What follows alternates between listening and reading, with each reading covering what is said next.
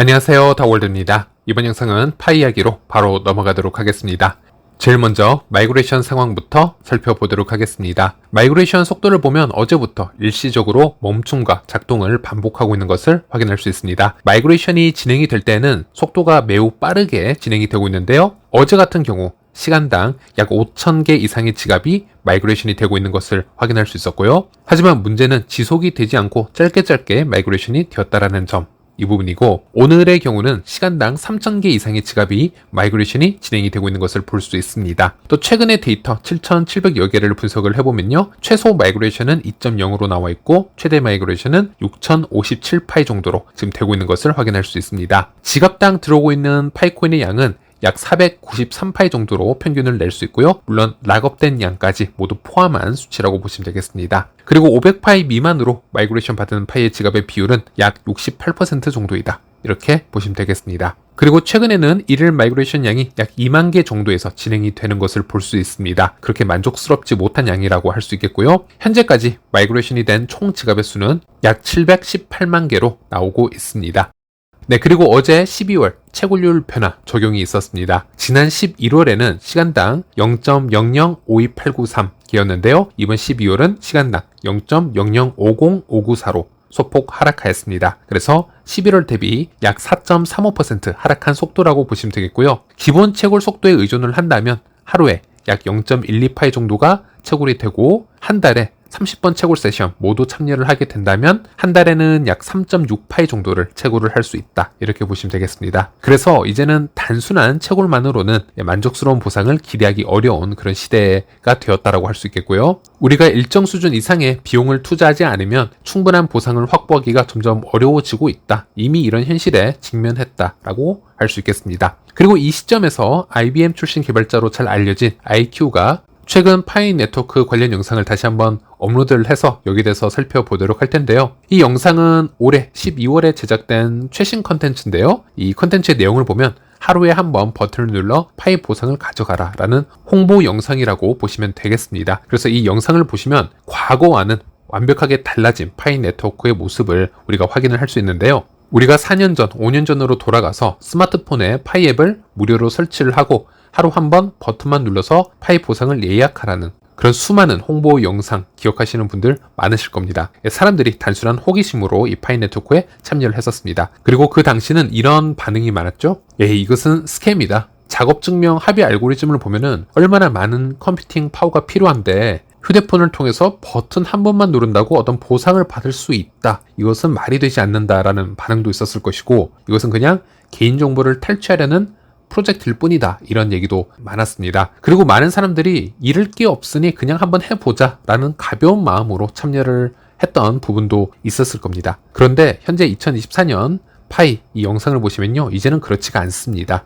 철저한 준비가 되고 있고 모든 부분들이 논리적으로 설명이 되고 있습니다. 1인 1계정을 철저히 검증해서 공정한 보상을 보장하기 위해서 탈중앙 KYC가 이미 지금 개발이 되고 있고, 그래서 KYC를 진행하려면 여권이나 신분증의 이름이 파이 앱에 등록된 실명과 동일해야 된다는 점이 강조가 되고 있고요. 또 파이 브라우저를 다운받아서 여기서 비스탁형 지갑, 파이 지갑을 제공을 받을 수 있고, 또 마이그레이션 된 파이코인을 이쪽으로 받게 된다면 자신의 파이코인에 대한 완전한 통제권을 갖게 된다는 부분도 설명이 되고 있고, 그리고 일부 코인을 락업을 하게 되면 미래 채굴 속도를 높일 수 있는 방법도 설명이 되고 있고요. 또 이런 기능은 사용자에게 더 많은 선택권을 제공하고 장기적으로 네트워크의 안정성을 높이는 데 기여를 한다. 그리고 파이 네트워크는 폐쇄형 메인넷 단계에 현재 있으며 비스탁형 지갑에 저장된 파이는 P2P 거래나 다양한 유틸리티에 사용이 될 수 있고, 그리고 모든 거래는 파이 블록체인에서 투명하게 확인할 수 있다, 이런 점도 IQ 영상에서 소개가 되고 있습니다. 더불어 파이의 가치를 수년간 P2P 거래를 장려해 옴으로써 안정적으로 상승시켜 왔다라는 점이 확인이 되고 있으며, 일반 대중들에게도 지금이라도 늦지 않았다라는 점, 이 파이 생태계는 누구에게나 지금 오픈이 되어 있다라는 점을 IQ가 최근 영상을 통해서 다시 한번 리마인딩 해주는 것을 확인할 수 있었습니다.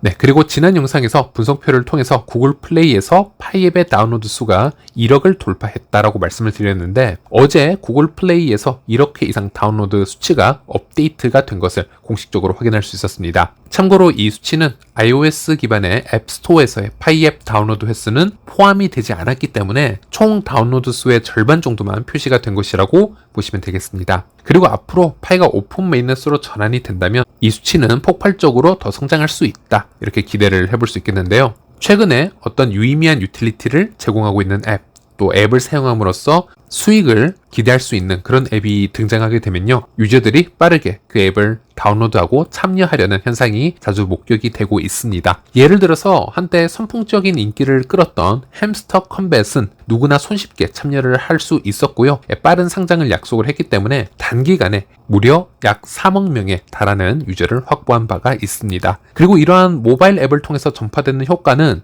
시대가 흐름에 따라서 점점 빨라지고 있는데요, 신규 앱이 출시가 되고 나서 1억 명 도달하는 시간이 급격하게 단축되고 있음을 데이터를 통해서도 우리가 확인을 할 수 있습니다. 예를 들어서 아래 표를 보시면요, 이전에 출시가 되었던 앱들을 보면은 링크드인 같은 경우는 1억 명 유저 도달하기까지 약 8년이 소요가 되었고요, 트위터는 약 5년 반이 걸렸고 페이스북은 약 4년 반이 걸렸습니다. 하지만 시간이 흐르면서 조금씩 변화하고 있는데, 예를 들어 틱톡 같은 경우는 1억 명 도달하기까지 9개월 정도의 시간만 걸렸고 챗 GPT는 단 2개월 만에 1억 명 유저를 확보를 하였습니다. 그리고 스레드는 단 5일 만에 1억 명을 기록을 하였는데요. 이처럼 모바일 앱들이 유저들에게 충분한 동기부여를 주고 흥미를 유발을 할 수 있다면 이제는 1억 명을 돌파하고 수억 명의 유저를 모으는 일이 그렇게 어렵지 않다, 이렇게 말씀드릴 수 있겠습니다. 만약 파이가 오픈 네트워크로 전환이 되고요, 거래소에 상장도 되고 또 수많은 사람들이 어떤 P2P 거래를 진행을 하고 파이앱을 적극적으로 비즈니스에 활용을 하게 되면요, 누구나 쉽게 참여할 수 있는 블록체인 생태계라는 인식을 확산시킬 수 있을 것입니다.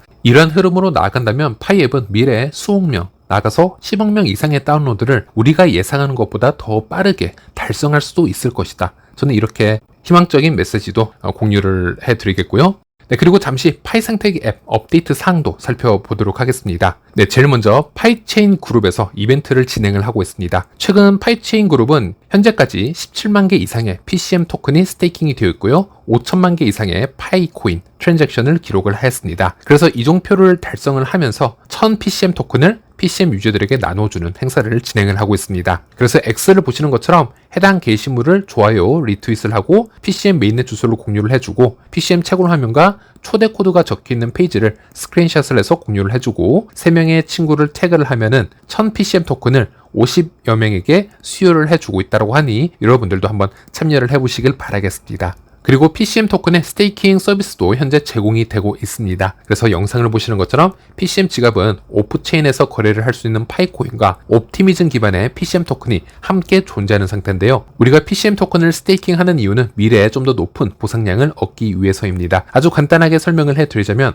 PCM 지갑에서 아래 스테이킹을 탭하시고요, 새로운 스테이킹 만들기를 탭하시고 계속 진행하기를 누르시고요, 원하시는 스테이킹 기간을 고르시면 됩니다. 당연히 높은 스테이킹 기간을 고르실수록 높은 보상량을 얻을 수 있습니다. 그리고 최소 스테이킹 양은 10PCM 토큰이고요, 현재 가지고 있는 PCM 양에 맞춰서 스테이킹을 진행을 하시면 되겠습니다. 예를 들어 1년 스테이킹 옵션을 골랐고요, 34PCM 토큰을 스테이킹 진행하면은 1년 후에 약 6.8개의 PCM을 추가로 얻게 된다. 이런 부분을 또 미리 확인할 수가 있습니다. 그리고 진행을 누르게 되면 보안 단계가 나오게 되고요, 퍼즐을 맞추고 비밀번호를 재입력을 하게 되면 스테이킹에 성공을 하게 됩니다. 이런 방식으로 PCM 토큰 스테이킹 한번 진행을 해보시는 것도 추천을 드리겠습니다. 네, 그리고 다음 업데이트를 보면요, 맵 오브 파이 앱에 여러가지 업데이트가 있었습니다. 랜딩 페이지 성능 향상이 있었고요, 사용자의 가시 영역 내에서 검색 쿼리 효율성을 강화를 해서 판매자 마커의 최대 표시 개수를 50개로 증가를 시켰다고 합니다. 그리고 위치 정확도도 수정을 하였고요, 또 입력 필드의 커서 이동 문제를 수정을 했다라든지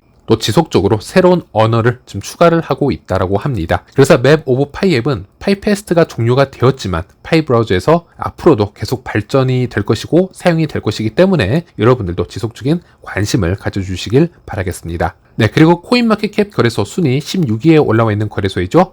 비트마트 거래소에서는 파이코인을 지속적으로 프로모션을 하고 있습니다. 현재까지 비트마트 리서치에서 가장 많이 검색이 되고 관심을 받고 있는 암호화폐 매주 순위를 매기고 있는데요. 파이코인이 7주 연속 1위를 차지하고 있습니다. 그리고 이번에는 튀르키예에서 가장 인기 있는 암호화폐 1위 비트마트 리서치 기준으로 해서 여기서 파이가 1위를 기록을 했다고 합니다. 일단 거의 2달에 가까운 기간 동안 비트마트 거래소에서는 파이를 지속적으로 1위로 지금 올려놓고 있다는 점은 비트마트가 파이의 오픈 네트워크 지금 전환만을 기다리고 있고 어떤 거래소보다 제일 먼저 파이 코인 현물 상장을 원하고 있다. 이렇게 재해석이 가능하겠습니다. 그래서 이런 부분도 흥미있게 지켜보시면 될 것 같고요. 또 최근 미디어를 보시면요. 파이 IOU 토큰의 가격의 하락의 이유를 분석을 하고 있는 것을 볼 수 있는데 올해 말 메인넷 출시 가능성이 낮아졌기 때문이다 라고 분석을 하고 있습니다. 파이 IOU 토큰의 가격은 현 시장에서 파이의 시세를 반영하고 있다라기보다는 거래소에서 입출금이 불가능한 IOU 토큰 형식으로 거래가 되고 있고 거래량이 매우 낮기 때문에 파이의 내부적인 이벤트나 어떤 몇 가지 호재에 의해서 거래소에서 인위적으로 조작을 할 수 있는 그런 가격이라고 보시면 되겠습니다. 그래서 이번에 KYC 유예 기간이 12월 말로 연장이 되었고 그에 따른 커뮤니티의 이 실망 그리고 거래소의 실망이 어느 정도 이 차트에 반영이 되었다라고 하는 게 맞을 것 같고요. 그리고 최근 구글 트렌드만 보더라도 연말이 다가오면서 지속적으로 이 파이 검색량이 상승을 하다가 최근에 한풀 꺾이는 모습을 보여주었습니다. 이 또한 KYC 유예 기간이 한 달 더 연장이 되면서 이런 부분이 이 차트에 반영이 된 것이 아닌가 이렇게 우리가 생각을 해볼 수 있겠습니다. 네, 그리고 이 와중에 여러 가지 루머도 함께 돌고 있습니다. 한 예로 인스타그램에서 청디아오를 사칭하는 한 가짜 계정에서 이런 포스팅을 올렸는데요. 현재 파이코 팀의 니콜라스가 컨설턴트 참여 회의가 이번 두바이에서 열렸었고 여기에 참여를 하였다. 그리고 여기서 주주 사이트의 개발과 발전에 대한 제안을 발표를 하였다. 일부 국가의 컨설턴트 등록이 아직 진행 중이며 완료되고 있다는 점을 주목할 필요가 있다. 이런 이제 포스팅을 청디아오가 올렸다라는 것인데요. 그리고 이 루머가 X에 퍼져 나가기 시작하면서 이 글이 사실인지 문의가 오는 부분이 있었습니다. 여기에 대해서 코어팀이 직접 답변을 하였는데요. 인스타그램에 그런 계정은 존재하지 않는다라고 해서 해당 사항이 진실이 아님을 언급을 하였고 그래서 우리가 파이 생태계에서는 여러 포토샵 합성이나 또 사칭 계정에서 정말 많은 거짓 루머들이 지금 돌아다니고 있기 때문에 이런 부분은 정말 조심히 다뤄야 될 필요가 있을 것 같습니다. 특히나 파이 커뮤니티는 타 프로젝트에 비해서 이런 거짓 기사들이 정말 많이 돌아다니고 있는 편인데요.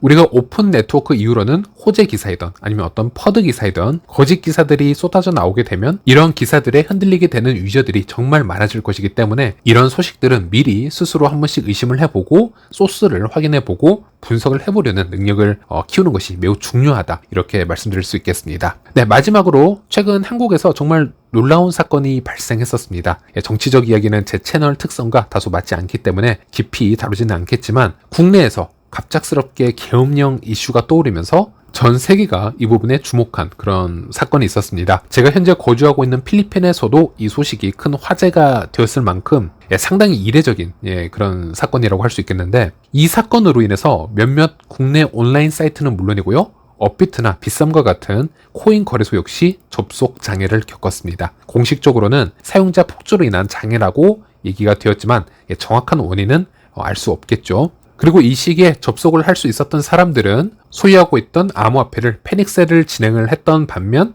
또 다른 일부는 이것을 미리 기회 삼아서 저점 매수에 나서면서 혼란 속에서도 이익을 챙기려는 움직임을 보여주었습니다. 그래서 불과 몇 시간 만에 엄청난 피해자와 엄청난 수익자가 동시에 속출한 그런 사건이 있었는데요. 어쨌든 이 사건을 통해서 우리는 파이오니어이기 때문에 한 번쯤 다른 관점에서 접근을 해볼 필요가 있겠습니다. 바로 거래소라는 시스템의 안정성에 대해서 한번 다시 질문을 던져볼 필요가 있겠는데요. 계엄령 같은 사건은 그 누구도 예상하지 못했던 블랙스완이었습니다. 절대 그런 일은 일어나지 않을 것이다. 그럴 수가 없다. 라고 생각했던 상황이 현실로 다가왔고요. 그래서 예기치 못한 피해를 초래할 수 있음을 다시 한번 보여준 사례가 되겠죠. 이러한 위기 상황이 발생했을 때 중앙화된 거래소나 은행 계좌는 갑작스럽게 동결이 되거나 접속 장애를 겪을 가능성이 상당히 높습니다.